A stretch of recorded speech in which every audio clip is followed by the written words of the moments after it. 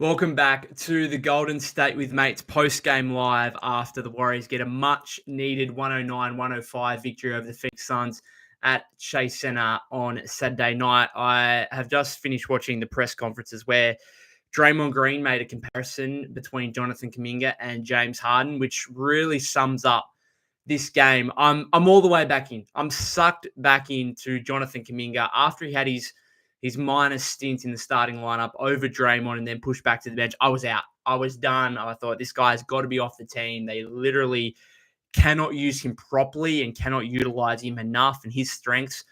Well, these back-to-back games are undoubtedly the best games of Jonathan Kuminga's career. Obviously, he had the 34 points, 10 rebounds, 5 assists yesterday against the LA Clippers and now backs that up, playing alongside Draymond, playing alongside Steph, leads the Warriors to a 4-point win over a good Suns team, albeit they're struggling at the moment. We're without Devin Booker. He matches his career high. It took less than 24 hours for him to match that. Another 34 points, adds 9 rebounds, a few assists in there as well. Just a huge performance from Jonathan Kuminga. And again, now we have the overarching question, is this the turning point for Jonathan Kuminga? And Steve Kerr has said that. He said in his post-game presser here just a few minutes ago that he feels like this is a turning point for Jonathan Kuminga. I'm back in. I'm not going all the way there yet to say that this is the moment that he's about to explode and be the player that the Warriors and Warrior fans have wanted him to be over the past few years here, in particular over the past 18 months or so. But these last two performances, my goodness, his aggressiveness getting to the rim, attacking, and that unstoppable nature at the rim that we've seen from him sporadically, it must be said, over the past 12 to 18 months. Just enormous, just enormous. The 2024 man says JK is a star. Ghost says it says 9:30. That's in regard to when this was scheduled for. I do apologize. I had this scheduled for 1:30 my time, but it's actually 3:30. I just got that completely wrong. So I apologize. And maybe that means there's less people in the chat now. So again, I apologize for that. But some of you might be watching on replay or listening via the podcast feed and should be excited regardless, given that performance that we just saw from Jonathan Kuminga, who not only delivered 34 points, but the fourth quarter there takes the role on Kevin Durant, and it must be said, does a really good job of making things very difficult on KD. And you know what? This is going to be one of perhaps the biggest hot takes or perhaps the most blasphemous things that I've ever said on this podcast. But here's what I'm going to say. This is a massive statement. The Warriors nearly lost this game against the Suns in the fourth quarter because Steph Curry was the number one option over Jonathan Kuminga when he shouldn't have been. This is the first time I can properly say I can watch a game and think to myself, the Warriors should be going to Jonathan Kuminga over Stephen Curry in the final few minutes of this game offensively. Now to say that, it sounds blasphemous. Steph is the greatest player this franchise has ever had, and he's a two-time MVP. So for me to say that they should be going to Jonathan Kuminga in the final few minutes over Steph offensively, it sounds stupid, it sounds bizarre, but I dead set think it's the truth in this game. And you know what? They finally went to JK there in the final 30 seconds, and look what happened. So to give you a bit of an overall summation of this game, the Warriors had a good start, led by 9 early in the second quarter. And then that second quarter, yes, it finished with a crazy Steph circus shot to end the half, but it was a disastrous second period. And some of the stuff Steve was doing was awful. Some of the turnovers from Steph were just horrifically bad, really allowed Phoenix to get back into the game while KD sat on the bench. Right, the Warriors were up 9. All of a sudden, when KD comes back, the Suns are up 5. They go plus 14 in a period there without Kevin Durant on the floor. Just some absolutely mind-boggling turnovers from Steph. Dre's defense, I thought, was really poor. The biggest gripe I had with that first half is, again, the Warriors were once up 9, ended up being down 4 at the end of the first half, and were probably lucky to be that close. The biggest gripe I had was Steve Kerr not going back to Trace Jackson-Davis after an incredibly impressive start to the game. Trace ends up subbing out of the game for Draymond with 9:41 left in the second quarter, so just 2 minutes into the second period. He subs out for Draymond, and then Draymond just plays as a small ball five for the rest of the half, for the last nearly 10 minutes of the second quarter. And they didn't go back to Trace, who had something like 9 points, 4 rebounds, couple of blocks, an assist, or something like that in his 11 minutes early in the game. That was, I don't know what Steve was doing, because defensively, Draymond just didn't really have the energy to be playing as a small ball five for a large portion of that game, I didn't think. We have to look at this game and see Kevon Looney was a DNP, Kyle Anderson was a DNP, and so Trace ends up playing just over 23 minutes. Draymond played nearly 25 minutes, over half that game as a small ball center. Now, do I think that's sustainable moving forward? Not if he's going to play defensively like I think he did in that second quarter, where not only was he giving up shots at the rim and not really contesting in a way that we've seen previously from Draymond, but also the rebounding. Like, the Warriors could not secure defensive possessions in that second quarter. The Suns were not missing much anyway, but when they did, they were getting second and third chance opportunities. I thought that second quarter was awful all around from Steph and Draymond. I thought were both terrible, although Draymond did hit 3 threes during that second quarter. So offensively, he was fine. Defensively, I thought he was poor, given his high standard. Steph throwing the ball everywhere. Steve Kerr's lineup, where he just didn't go back to Trace, was just horrific, I thought. And that was the period where the Warriors, you must say, nearly lost the game, right? They get back into it in the third, and then they close the third quarter really poorly. The Dennis Schroeder, Buddy Hield minutes were poor, although I'll get back into Dennis in a second. He was good to end the game. Then the Warriors, all of a sudden, Josh Okogie hits a corner three, and they find themselves down 9, 100-91, with less than 7 minutes to go in the game. And then over the final 6 minutes, they outscored the Suns 18-5. Kaminga had 9 of those points in the last 6 minutes. Schroeder had a couple of big plays, which, again, I'll get into. But more importantly, the defense. Phoenix went without a field goal. After that Okogie corner three with, I think, 6:48 left in the final period, they did not make a field goal over the rest of the game. They made 5 free throws, right? KD did put them in front with 30 seconds left. And I thought the Warrior offense in the final 3 or 4 minutes became a bit Steph reliant. Again, I would have gone to Kaminga more. Durant draws a foul from Kaminga, goes to the line, makes 2 free throws, puts the Suns up 1, and then off the immediate timeout, Kaminga ducks to the rim. Draymond finds him, gets fouled himself by Durant, and then Kaminga, clutch, comes up with 2 big free throws there with 29 seconds left, makes both of them, puts the Warriors back up by 1.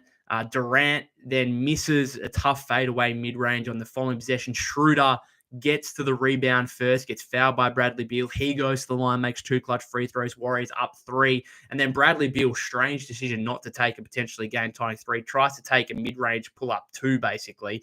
Tries to go, a little, not 2 for 1, because it was in the final 15 seconds. I'm not really sure what he was doing, why he didn't try a 3 there.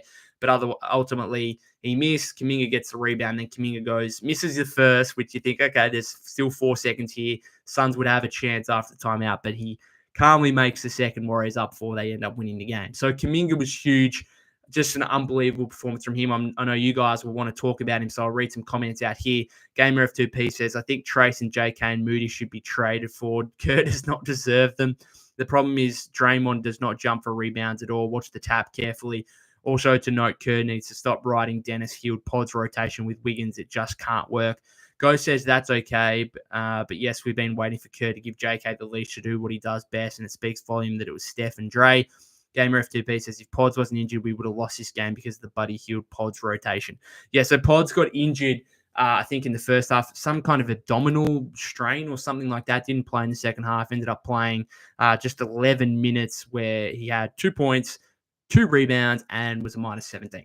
So not great minutes there. The Buddy Hield stuff, that was awful. He played nearly 15 minutes, and you know what? It felt like more because everything he did was so negative that it felt like the time that he was on the floor was very slow. Like, it felt like forever because it was just that bad, and I was dying for him to leave the court. He could have left the arena for all I care. That was awful minutes.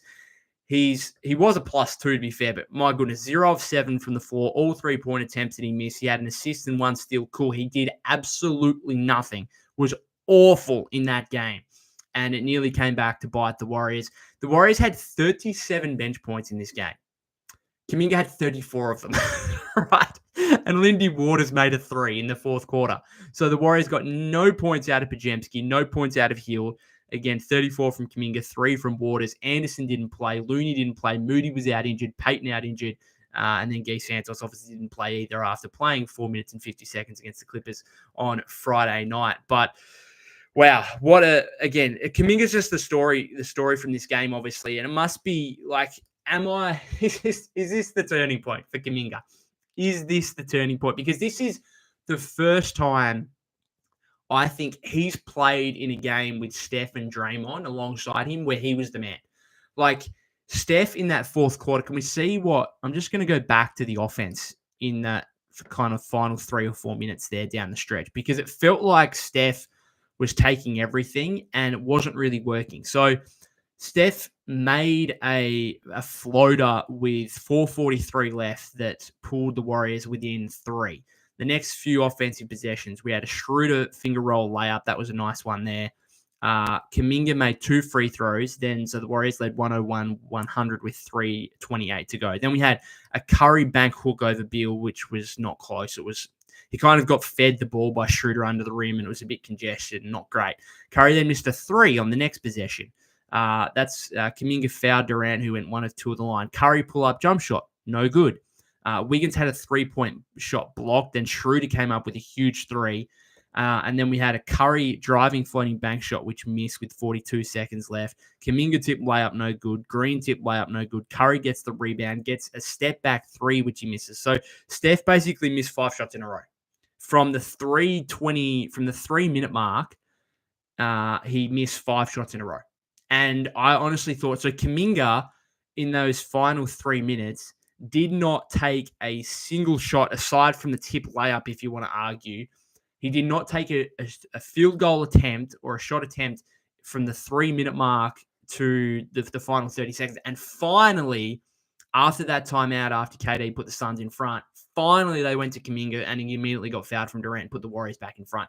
It was literally the first time in Kaminga's career where not only was he the man over Steph, instead of Steph, Kaminga was the man in this game. It was the first time where and I'm sure a lot of you as well as fans, would argue that they should have gone to Kaminga as the number 1 guy in that clutch scenario in the final minutes over Steph. And again, the fact that I'm saying that is incredible and extraordinary, but I dead set think it's the truth. So I don't know. What are we going to see from here? What are we going to see? Because every time I think Kaminga's going to take a leap and that's going to be it. He's going to become this star player like he's shown he can be. Right? These 2 games show this guy can be a dead set star in this league and a 25, 30 point per game guy. Like that. This is what we've seen from him in the last 2 games. But every time we think that, something happens where it peters out to nothing.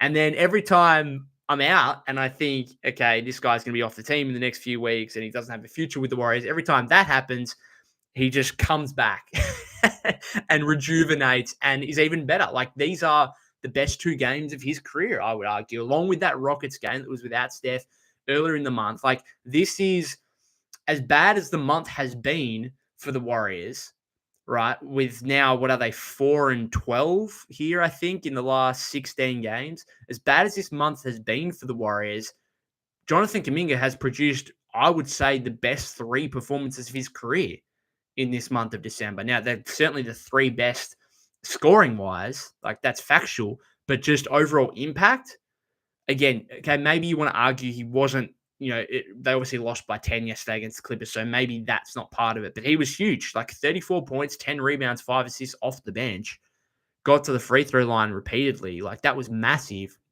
led the Warriors from down 20 to nearly, getting back into that game and finding themselves only down 3 with a few minutes left, so I don't know where to go from here because I'm not sure what can we expect. What can we... I think what I will say, and Steve has alluded to this already in his press conference, Kaminga will continue to come off the bench, but he will play starter minutes. He will play 30 plus 35 minutes, which I think ideally Kaminga would be a starter, right? Because if you want to give a guy 120, 150 plus, $80 whatever million contract in restricted free agency this summer. If you want to do that, then the guy probably needs to be a starter for you. In fact, I think he definitely needs to be a starter for you, but that's just not going to happen by the sounds of it. He will continue to be the sixth man, continue to be this explosive scoring punch off the bench. Again, still playing 30, 35 minutes. And it'll be interesting to see what that means for the rotation. It means no Looney at the moment, no Kyle Anderson. It means Draymond's probably going to play a heap of small ball minutes. I still think Trace needs to play more. I think JK and Trace over these last 5 games have been the biggest positive by far for the Warriors. Like Trace, I think, has been great. He plays 23 minutes in this game and has a 16.10 rebound double-double. He has 4 block shots as well, 2 assists and a steal. I thought he was magnificent.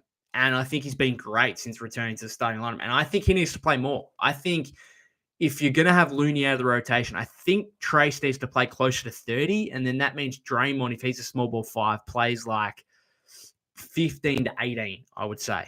Right. And obviously, depending on certain matchups, you're probably going to have Trace out there for close to 30 anyway, or you're going to have Looney out there playing some like the Warriors are going to be playing against the Cavs here on Monday, where they're going up against Jarrett Allen, Evan Mobley. That will probably call for more Trace Jackson Davis or for some Kevon Looney, right? Rather than Draymond small ball. They're going to be playing Joel Embiid here shortly at Chase Center. That will probably call for more Trace or potentially some Loon. So it's going to depend on the matchup. But it's really fascinating to see how this rotation is going to work out. I think Steve's coming to the knowledge here that JK is going to come off the bench and he's going to play 30-plus minutes, but who works around him? I still think, and I'm disappointed that they haven't gone back to this more, I still think a Steph Kaminga, Draymond, Trace 4-man combination needs to be gone to more. Now, I know the spacing is an issue. And again, maybe that's, again, an argument for the Warriors going out and getting a spacing 5 like a Nikola Vucevic or something like that. Again, sorry to reiterate the point as I continue to do. But maybe, like, I think they need to go to that more, and then either Wiggins or Schroeder at the other spot, depending on who's playing well. And Wiggins wasn't good. Again, back-to-back poor performances from Wiggins, 7 points, 7 rebounds, 3 assists, 3 of 12, 1 of 6 from three-point range. And Schroeder was poor. It must be said, poor. 4 of 13, 1 of 7, 11 points, 3 rebounds, 3 assists. But hopefully he'll gain some confidence and momentum from the final few minutes there, where he had some big plays and he finally came through for the Warriors in the clutch. He had that layup over Iguodala in the final 4 minutes there, which was a nice one, kind of beat him off the dribble and then made a crafty finger roll there. Makes the big 3. He's only one. He was 0 of 6 and then makes a big 3. To put the Warriors in front in the final 90 seconds, and then play some really good defense in the final 90 seconds in that play where KD missed the fall-away jumper. Schroeder gets the ball before Beal draws the foul and then calmly makes the 2 free throws. So a good end to the game for Schroeder. The first 44 minutes were terrible, but the final 4 minutes were good, and hopefully he can take that with him moving forward. Sorry, I've missed a heap of comments from you guys. Gamer F2P says, did you hear Draymond shouting at Buddy in-game, saying to wake the F up? Come on, yeah, I did hear that. That was hilarious. Also slightly concerning, I suppose. Hopefully Buddy takes that the right way. I think that's just Draymond's intensity. But the fact you could hear that on the broadcast, yeah, he told him to wake the F up, and if he's not, to sit his butt down on the bench, basically. So, yeah, it's the Buddy Hield stuff hasn't been good. And I don't know, there's still, if you're going to commit to Kaminga, and obviously you're going to commit to Draymond and Steph, so that's the top 3. Does that make Wiggins more expendable? Wiggins played 39 minutes in this game, to be fair, which was I cannot believe he played 39 minutes. That seems like, it feels like he just didn't have any impact. Kind of one of those games that Wiggins has been criticized for in the past, I suppose, where he plays a lot and you just don't really see him out there and feel his impact whatsoever. So that's, yeah, the fact he played 30. If you'd asked me before checking the box score at the end of the game how many minutes Wiggins played, I would have said like 30.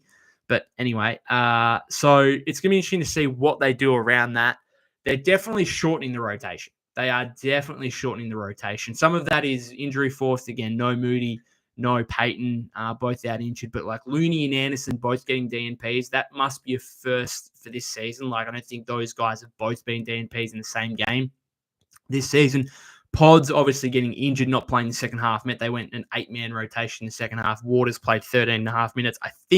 I hope Moody might get those minutes once he's up and running, but his knee issue is a bit of a concern at the moment.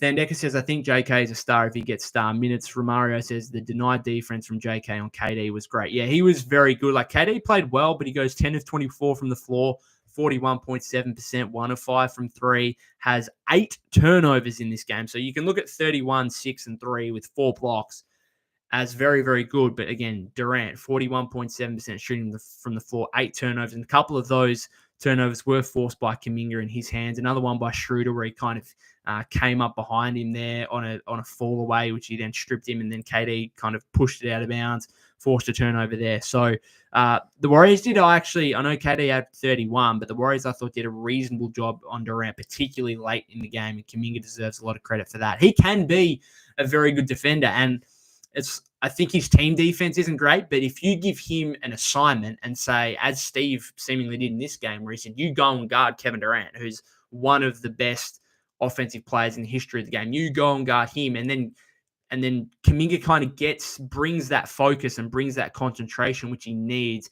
and he's never going to shy away from a challenge. He sees Kevin Durant out on the floor, and I genuinely think Jonathan Kuminga thinks, I'm a better player than you. And you know what? He actually kind of was in this game. Like, he actually won that battle, which is, again, it's crazy to think that in this podcast episode, I'm saying that the Warriors should have gone to Kaminga as the number one option first over Steph Curry, and that he outplayed Kevin Durant in the same game. I don't know. This is the talent of the guy. This is the talent of Jonathan Kuminga and what he can do. Thendek says, yesterday I said JK can't play with Steph. What do you now think? Yeah, I wrote an article about it too. They definitely so him coming off the bench obviously allowed, one of the good things about it is the non-Steph minutes, they are just Kuminga's, right? Now, yes, you'll get a sprinkling of Schroeder running pick and rolls and stuff like that with Trace and whatever else, but those are JK minutes. Those are, you go out there, you are our number one guy, you do really whatever the hell you want, right? You go and just attack with force, and basically just run the second unit. You're not the point guard as such, but the ball is going to be in your hands a majority of the time. And that's what we saw. And I think that's, again, one of the benefits of him coming off the bench. He's just going to dominate the non-Steph minutes, right? Which I think is a good thing. And he also he played pretty well next to Steph. I know Steve pointed out that missed 3 from Steph in the final 2.5 minutes where JK gave the ball back up to Draymond immediately, then set a screen for Steph to get open. Steph missed the 3, but Steve really liked that play from Kaminga, the fact he gave the ball up immediately, then set a screen for Steph. So it's going to be a work in progress, but those guys are going to have to figure it out because they're the two. We're going to get to a point pretty quickly here where Kaminga, well, are we going to get to the point? I think we should get to the point pretty quickly. Whether it happens or not, we'll wait and see. I think we'll get to the point pretty quickly, though, that Curry and Kaminga will be the best 2 players on the team. Those will be the best 2 players on the team. Unless the Warriors make a significant trade here for a star player, which would probably include Kaminga in the deal, then I think it's going to be Steph and Kaminga. Like, those are the best 2 players on the team. Wiggins is like your third scorer, and Draymond's obviously the leader of the defense. But Kaminga's got to be a 30, 35 minute per game player, and he's going to, he's capable of averaging. I think he should be averaging minimum 20 plus points a game. It has to be, I think it'd be closer to 25. Like we've seen these last 2 games, he's getting 18 to 20 field goal attempts and getting to the free throw line over 10 times. So they are this was the first time where Steph was playing and they also went heavy on Kaminga, and it was good to see, and it worked. Go says JK offense and defense was amazing. Along with the rebounding, he dominated, and that's just being real. Yeah, he dominated, and it wasn't just the scoring. It was the defense on Durant. It was the rebounding, as you said, using his size and athleticism in a way that's more than just what he does, scoring the ball, which we know he's so dominant at, getting downhill.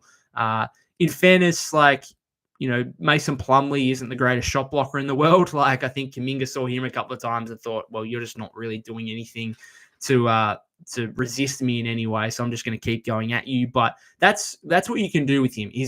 There were a couple of times where Tyus Jones switched on to him, or Monty Morris, or a smaller defender, and the Warriors rightfully saw that and just gave the ball to him and said, "You go to work because they've got nothing against you. Those guys literally cannot guard you." And how many guys do the Warriors have who can really use their physical ability to overmatch guys and actually create genuine mismatches? They like Steph, obviously, when he's being guarded by bigs, that's like a legit mismatch there. But he's like, otherwise, he's just a crazy shot maker, really. Like, it's not him and his physical attributes that does it for him. It's, albeit he's an underrated athlete, I think, but it's just his sheer skill that gets him as, one of the greatest players of all time. But Kaminga, the Warriors actually have a genuinely physical asset there that can simply overpower guys. Thandex said Steph almost sold when he was missing those shots. JK is literally the only one who makes the effort to get into the paint. Yeah, it's completely different to what the Warriors have had really over the last 10 to 12 years. And that's why it's probably been a slow grind for them to actually involve Kaminga more. And this was definitely, I think the best and the biggest game tonight of his career in terms of the Warriors saying, "Hey, we've got this guy who's a real force and we need to lean on him more," rather than just this motion offense where Kaminga's, setting screens for guys and, being off the ball consistently and not really getting that opportunity. Gamer FTP says JK just needs minutes.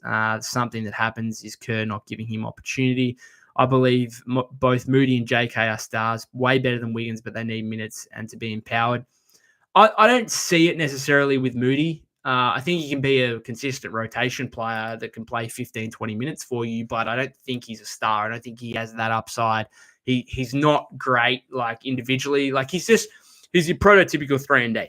Really, like, the ideal version of Moses Moody is a guy that shoots high 30% from three-point range on decent volume and is a rangy, lengthy defender on the other end who is switchable. That's who he is. He doesn't have the individual playmate, like individual scoring ability where you, like, with Kaminga, you can just give him the ball and he'll get you a bucket. Moody, you can't do that, right? You can't. He's an off-ball guy, catch and shoot guy. And I think he can be good in that role. And I think he can have a long career in that role and be a very good role player for you, but I don't think he's going to be a star.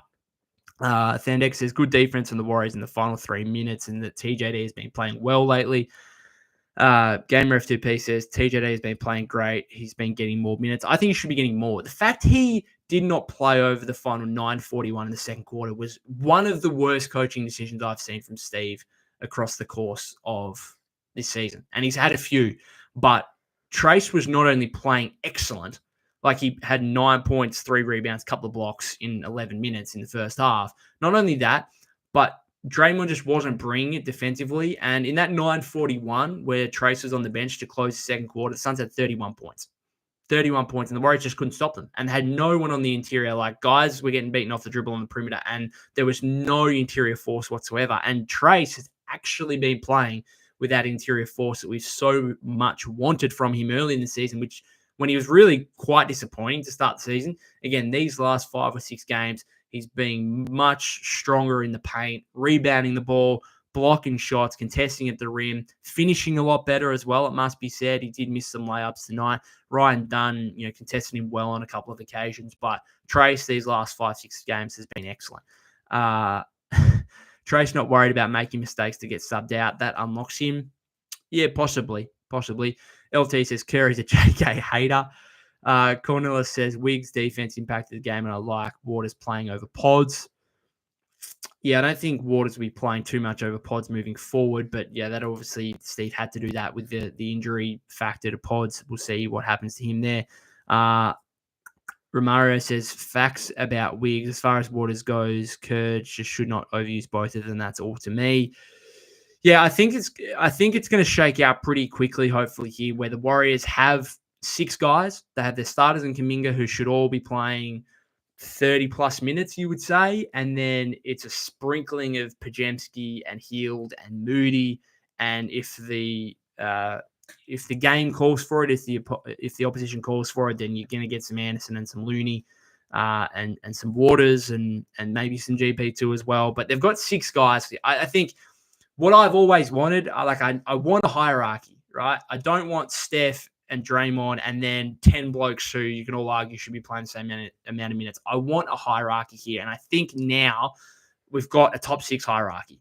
It's the starting lineup and it's Kaminga, right? That's the 6. And really, no matter what, those guys should be playing all 30 plus minutes, really. Now, maybe not Trace. Maybe Trace is under 30 minutes, and maybe that means you go to Looney a bit, but those guys should all be playing significant minutes. KM says we should get Lonzo and Vooch. It would cost absolutely nothing, really, and this trade has high upside. Well, obviously, getting both those guys would cost you Wiggins, because those guys combined to make about 40 million. So that's Wiggins, GP2, and Looney. These last 2 Wiggins games haven't been great, but as some of you guys have mentioned, the defense is really important. The defense is really important. I also don't think they're going to get Lonzo after getting Schroeder. Like, I like Lonzo. Free agency in the offseason, if you can go get Lonzo Ball, I think that'd be a great fit. I'd love to see him. But on $20 million, obviously, there's a big risk there given the injury history. And I don't think they're going to get him. They're going to go after him when they've got Schroeder. I would like to see Vucevic, because I just think if Trace is only going to play 23 minutes, and I just don't want Draymond to be playing over half the game as a small ball 5. I don't want that. So really, ideally, I think you would have I'm not even like, if you brought Vucevic in, I don't think you'd even have to have Draymond as a small ball 5 at all. Now, maybe you'd close first halves and games with him as a small ball 5 on some occasions. And again, maybe you need him to play a heavy load at small ball 5 so Kaminga can play his 30 plus minutes, which we want him to get. But I don't know. I think there's still periods where I'd like Kaminga, Draymond, Trace together. Now, again, that spacing is a concern. I get it. But I think that could still be effective. And I'm disappointed that Steve hasn't gone back to it too much yet. Cornella says we can't just say we should have went to JK over Steph. He gets one-on-one coverage because of Steph. Yeah, that's a good point. Gamer FTP says heard Memphis got DFS in a trade. Not yet, but potentially on the verge of a deal, which would reportedly, I know Mark Stein reported earlier today, it would reportedly send John Concha and Luke Kennard and a first-round pick to Brooklyn in exchange for Dorian Finney-Smith and second-round draft capital, apparently. So that would be, I don't know, a pretty good move from them. Kennard, I know he's got his limitations defensively, but he's an excellent shooter. And maybe the Nets could reroute him somewhere else, or he could be a buyout option for a team. That'd be interesting as well. KM says Kaminga has elite athletic ability with a quick first step. It can't be taught. Absolutely. Mark asks, Kaminga was the best player on the court. He was the best player on the court by a long way. Well, not a long way. Durant played really well and Beal played really well, but he was like, Jonathan Kuminga was the best player on a basketball court in a game that also featured Kevin Durant and Steph Curry. That's all you have to say. Like, he was the best player in a game of basketball over a full 48 minutes that also featured Steph and KD. There you go.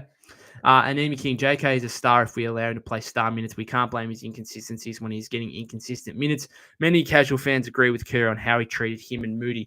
Yeah, the issue, so you've just got to let him play through it, because I'm sorry, but like Steph gets a run sometimes. Like that first period of the second quarter, Steph was awful. Like awful.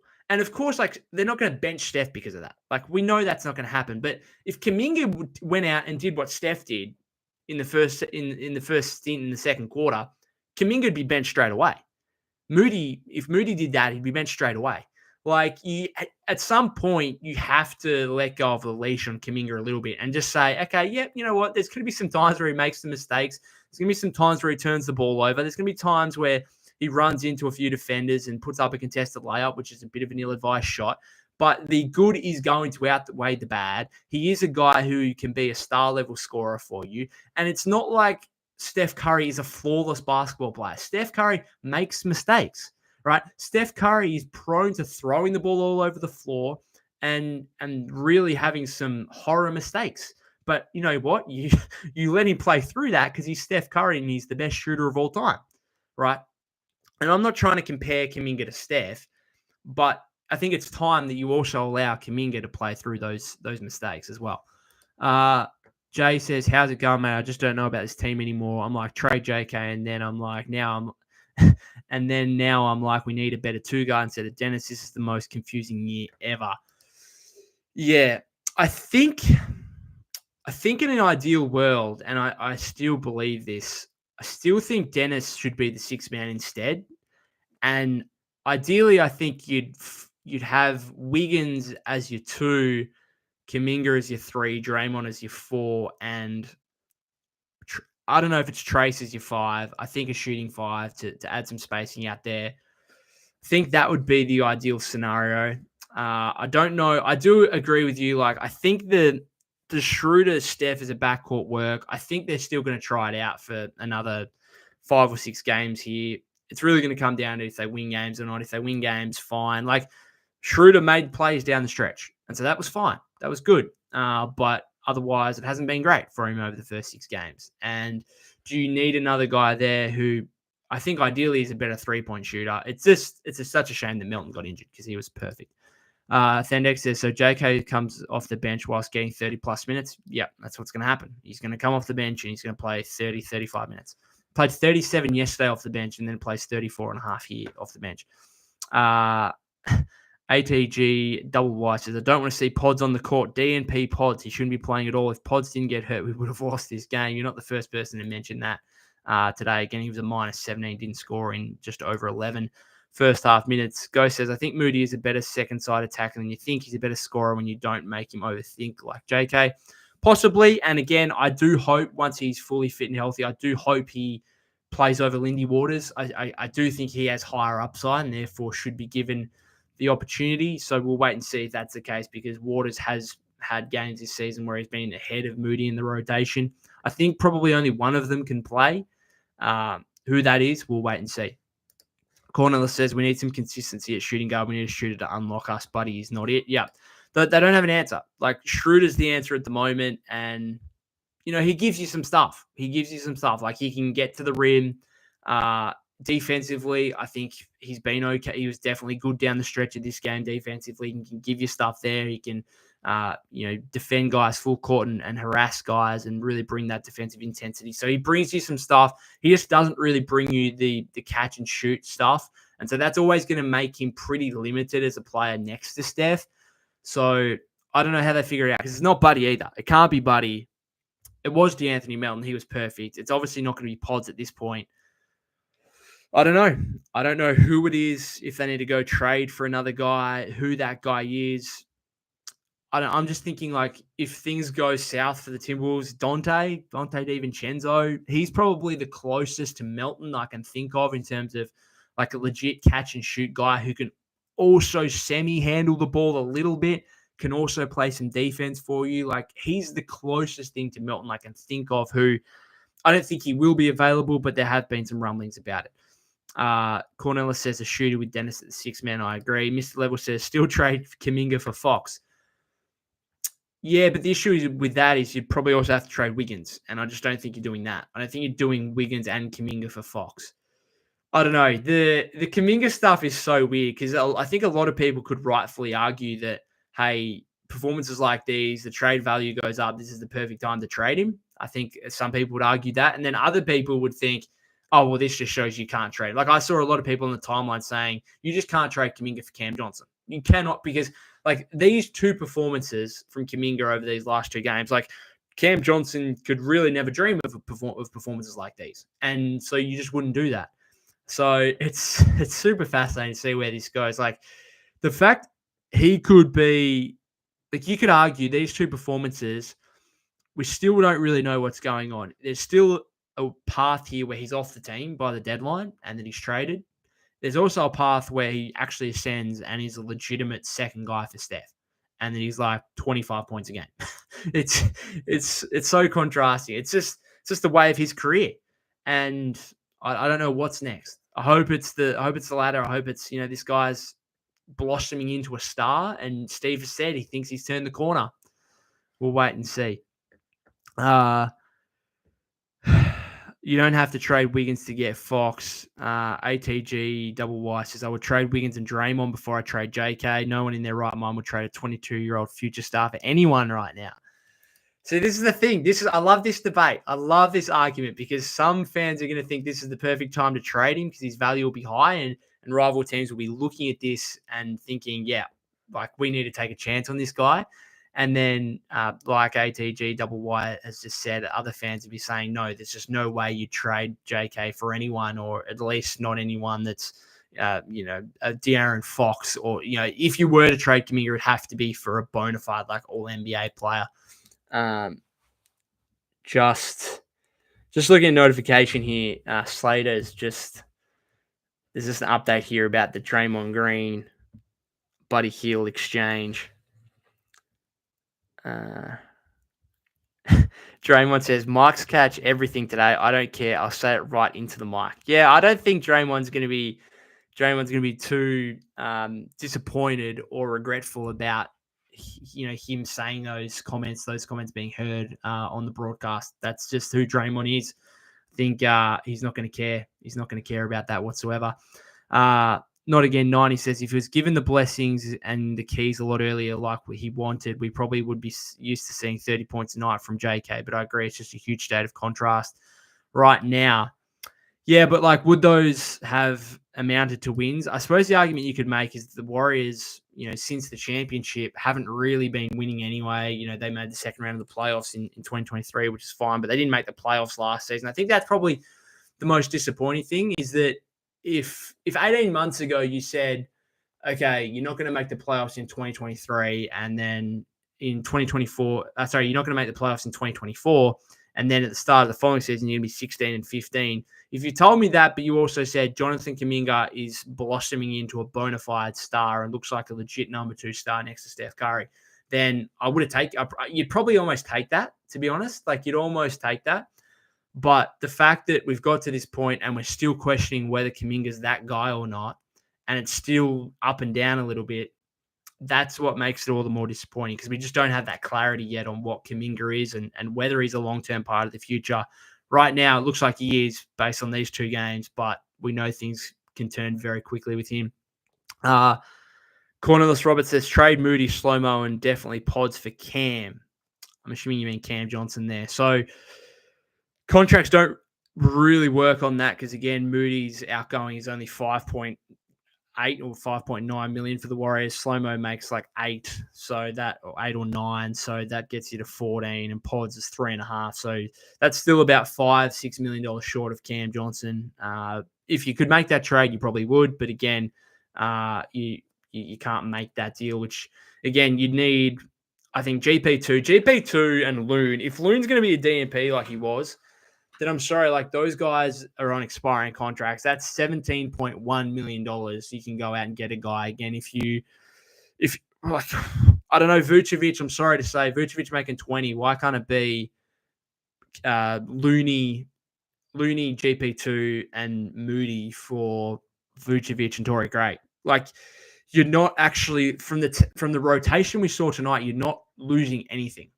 Looney didn't play, GP2 didn't play, Moody didn't play. And you're adding Vucevic, who's a starting caliber player and can give you 20 and 10. I don't know. ATGYY says, the fact we want JK to be the second option is sad. Wiggins is the second highest paid player in this team. He should be the second option. He's in his prime. Calling out Wiggins. I want Pods off this team so bad. Like Wiggins, Wiggins has been, let me just check the averages now for this season, because Wiggins has been the second guy, but I think you're pretty limited if Wiggins is your second guy, because I know Steve at the start of the season said, he's a 20-point per game guy in this league. He's just not. He's never been that for the Warriors. He's 16.6 points.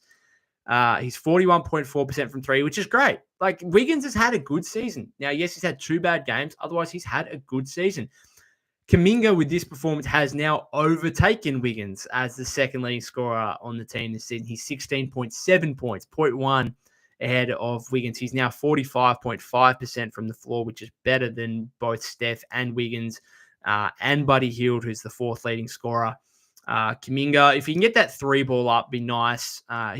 The thing with Kaminga is when you give him more opportunity, he's just more efficient as well, which is no surprise. Like, when you actually get into a rhythm and play consistently, then you feel more comfortable and therefore you are more efficient. And we've seen that with Moody as well. Like, Moody, when he plays more than 20 minutes, look at his shooting percentages as opposed to when he plays less than 20 minutes. It's quite a stark contrast. So you'd think if Kaminga can get the consistent opportunity, he's going to be over 50% from the floor. He's going to be mid to high 30s from three, hopefully, and more so the free throw shooting. The best thing about these last two games is what he's going to combine. He was 8 of 12 in this game?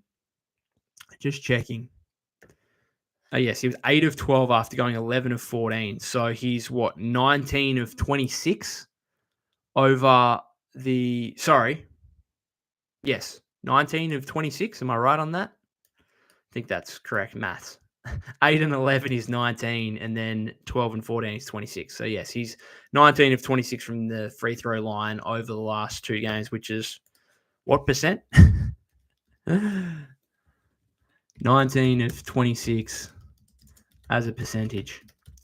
My old man would be turning in his grave because he was a maths teacher for 40 years. 73%, which, you know what, if Kaminga's shooting 73%, you're probably taking it, to be honest, given he's only at 63% on the season.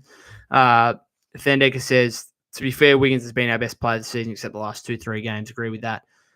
Mr. Level says, you're missing a key factor with Moody contract, even though it's $5.8 million when you trade his contract, it turns into $10 million. It's like a trade kit. Yeah, it's the poison pill contract, but it's $5.8 million outgoing for the Warriors. So that's the outgoing salary. And then for the incoming team, it's the average of this year's salary in the extension, which is about $11 million, which means, as I've said in previous episodes, that really the only way you could probably trade him, particularly if it's in a multiplayer trade, is if you trade him to the Pistons, who have all this cap room and could take on his deal.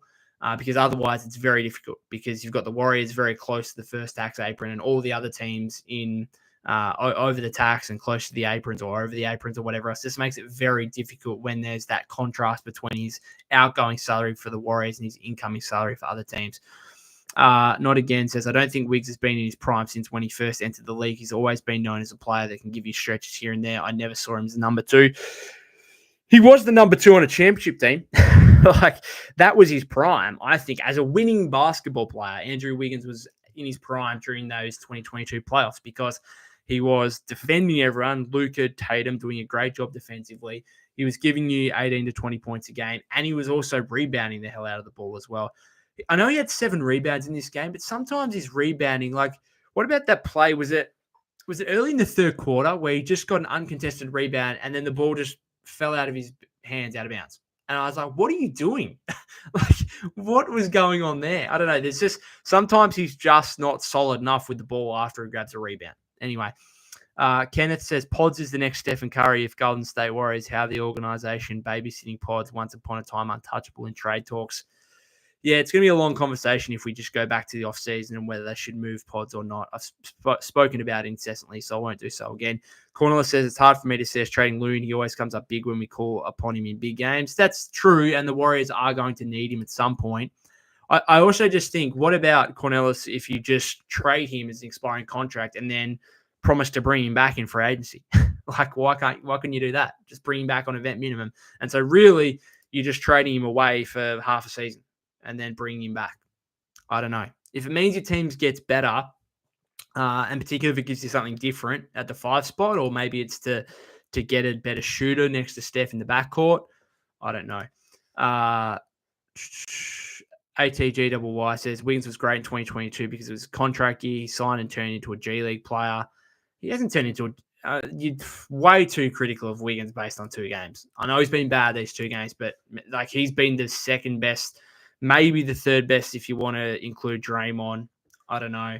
But Wiggins has been good. He's been very good this season. He's been better than expectations, I think, Andrew Wiggins. So, like, yeah, way too critical based on 2 games. Also says, not trading Pods for Larry is the worst move ever. This kid is overrated and a pylon on defense. Yeah, I'm not going to get into it. The KM says we need Wiggins to elite defensively and give us at least 15 on offense. Kaminga needs to take his load on offense. Yeah, I think Steve was trying to push this narrative, and it kind of worked for the first 15 or so games. It's like Wiggins was this number 2 guy, that he was a 20-point per game scorer. We went into the season thinking Kaminga's that guy, right? Kaminga should be the second leading scorer on this team, and it's taken 30 games to get there, but I think this is definitely showing that he should be. All right, I'm going to finish it up. We've been going for nearly 50. Big victory over the Mavericks, which is good for the Warriors in the standings. They're up 122-114. Clay, 5 of 17 from the floor, 2 of 8, 12 points. Not great by the sound of it. Kyrie does have 46 points for the Mavericks, but they look like they're going to lose this game. Heap of scorers for the Blazers. Ayton has 20. Sharp has 23. Simons has 20. Henderson has 19. Avdia also has 20.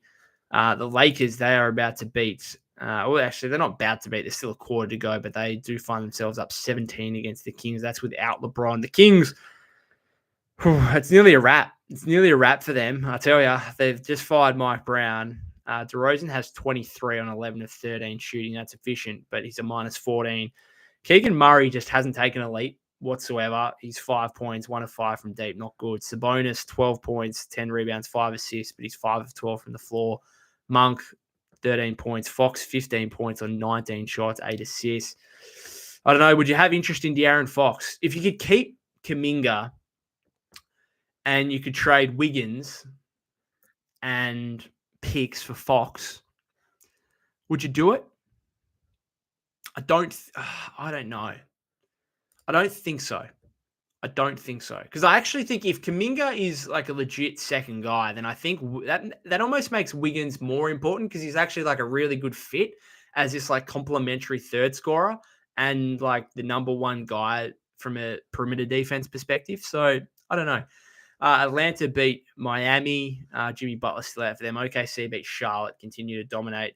The Knicks beat the Wizards in overtime. How did my boy... Oh, no, Paul didn't play, did he? I was going to say, how did my boy JP go? But he didn't play. Just looking here. 31 points from Justin Champagny. That's got to be one of the most random performances of the season. 55 points for Jalen Brunson. Wow. 30 from Cat. 21 for Bridges. The Knicks are so dynamic offensively. Chicago beat Milwaukee. How did Vucevic go? We've got to check. Every time the Bulls play, we've got to see how Nikola went. He had 23 points, 13 rebounds, and 5 assists. Was a +3 and a 5-point victory. 10 of 24, 3 of 7. My boy Josh Giddey, 23, 15, and 10. Triple-double. Aussie represent. Get around him. Levine, a bit quieter. 15 points, 6 rebounds, 7 assists. A few others. Denver beat Detroit, which is a little bit frustrating for the Warriors. Would have been nice for the Pistons to get an upset win there. What did Joker have? Just a lazy 37, 9, and 8. Pretty standard performance. Michael Porter Jr., we know the trade speculation around him. He had 26.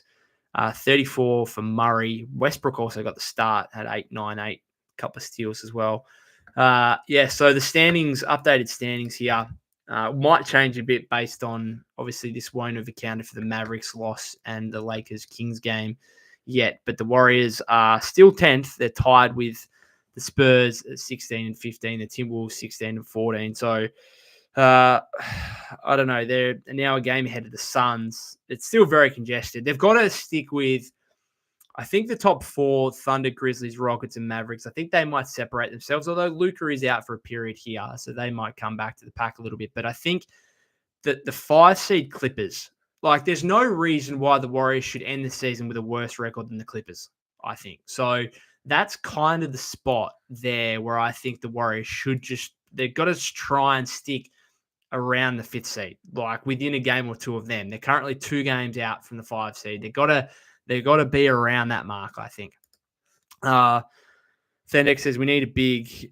Jay says, why is Kerr so inclined to run 2 PGs? Draymond is like the PG already, and I think it hinders the team. Yeah, so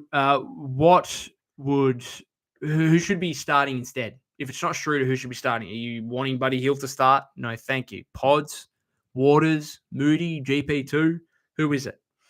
It's so disappointing that Melton got injured. Sire says, hi, mate. Good win on to the next one. Should make this 5-game homestand count. Yes, let's hope so. Again, I spoke last episode about the Warriors' schedule getting a little bit easier in terms of obviously having a bunch of home games. It doesn't necessarily get easier from an opponent standpoint, given they face the Cavs next. They were all conquering 27-4 in the Eastern Conference, but they are going to have an easier schedule here, so hopefully they can take advantage. Brother says, shout out to everyone in the chat, including GS with mates. Keep up the good work on the channel. Appreciate and shout out from the South Bronx, brother. Appreciate your kind words there. Thank you very much. Mr. Level says, trade for Fox is a true superstar available. Jay says, slide Wiggins to the 2. I think Kerr overreacting, changing that lineup. And now that JK is playing better, he should go back to it. I think we should see it for stretches. I'm okay with JK coming off the bench, but I would prefer to have Trace play closer to 30. And that means you're probably going to have to play him alongside Draymond and Kaminga a bit more. And then, even Draymond, I don't think Draymond should be playing as much. Draymond played, what did he play in this game? Just going back to the box score here. Draymond played nearly 35 minutes. I don't think Draymond needs to play that much. I think bring Draymond back to 30, play Trace those 5 minutes, and that's how you can kind of figure that out. I don't know. Shai says a win against Cleveland will boost the fan and team morale. Going to be an interesting one. Yeah, they obviously got blown out a bit by the Cavs, or not a bit. They were down 40 at halftime in Cleveland earlier in the season. Hopefully, obviously, should put up a better performance than that on their home floor. Cornelis says, all these trade talks, we don't need Fox. We need someone who can play defense and be a sharpshooter in our offense. Yeah, who is it, though? Who is it? I don't know. Sai says, put Kyle on Mobley, GP2 on Garland. GP2 won't be back. He's still out injured with that calf strain or whatever he's got. And Slow-Mo's just not playing. And I spoke before about Looney GP2 being $17.1 million in expiring salary. The Warriors also have Kyle Anderson making $8 or $9 million. And if he's going to be a DNP consistently, ship him out. That's salary. Go use him in a trade. And if you're going to shorten this rotation, that just means that it makes it even more important that a consolidation trade has to happen where it's a 3-for-1 or 4-for-1. Anderson, Looney, GP2, all making over $8 million. There's 24, 25 million, $26 million, whatever it is. Go and make a 3-for-1 trade. Do it. It makes it actually more important that they do that if they're going to shorten the rotation like this. Go get another piece, and then all of a sudden, maybe you've got a top 7 now. You've got the 5, you've got Kaminga as the 6, and then you go trade for another guy who can go play 25-plus minutes, and he's a 7. And all of a sudden, you've got a hierarchy that I've been calling for so much.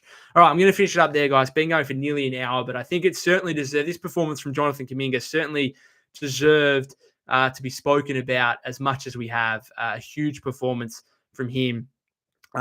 Cornelis says, Miller from the Hornets, what you think? The Hornets are not giving up Brandon Miller. Jay says, Kevin Knox has been pretty good in the G League. Maybe give him some run over waters. Yeah, he's not on a contract, though. So he's not actually on the roster. He's with Santa Cruz at the moment. He's been impressive. He was obviously on the training camp roster. He's not on the current roster. He's not eligible for a 2-way contract, which the Warriors still have available to them after Reece Beekman was included in that Nets trade for Schroeder. So the only way Knox can get on the roster is if you waived Guy Santos, essentially. And I don't think they're going to do that, although based on the nearly 5 minutes we saw from Guy yesterday, maybe that should happen. Again, going to finish it up, guys. Thank you very much for listening.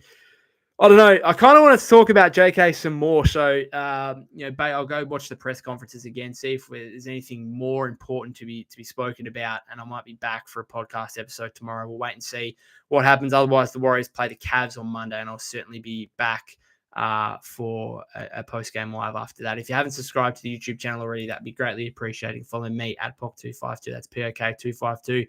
On X/Twitter. You can follow us Golden State with Mates on Instagram and TikTok as well. Thanks to everyone that has commented. Thanks again to those who are watching on the replay or via the podcast feed. And I'll see you next time.